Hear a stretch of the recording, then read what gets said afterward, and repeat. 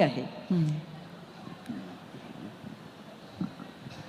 दैनंदिन जीवनात जे काही होतं ते ग्रह राशीचक्रांमुळे होतं, मूर्तिरूपी देवामुळे वा कोणत्या तरी दैवी शक्तीमुळे मी तारून नेला जातो, वा अमुक एक दिवस चांगला, पितृपक्ष, अमावास्या वाईट, आणि त्यानुसार कार्याची सुरुवात करणं न करणं, आस्तिकपणाच्या या आणि अशा कोणत्याच छटा मी मानत नसल्यामुळे जे काही माझ्या आयुष्यात घडतं त्याला मीच कारणीभूत असतो असा माझा ठाम विश्वास होता आणि आजही आहे.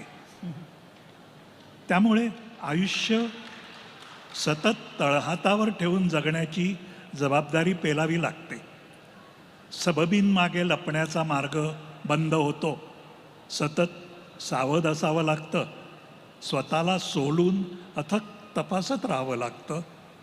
ना दुसऱ्याच्या माथी स्वतःच्या अपयशाचं खापर फोडण्याची मुभा मिळते, ना स्वतःला नशिबाच्या हवाली सोपवता येतं, ना कोणीतरी आपल्याला संकटाच्या खाईतून वर काढेल असा विश्वास मिळतो, ना कोणाकडे तरी मागण्यांची याचना करण्याची इच्छा होते.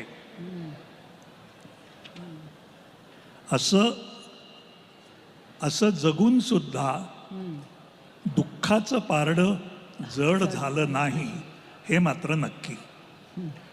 कसोटीच्या प्रसंगात स्वतःचीच परीक्षा घ्यायचा मोह मात्र आवरत नाही बऱ्याच वेळा. वा, खरंच आत्ता घडलेला एक छोटासा प्रसंग मी सांगते. आम्ही आत्ता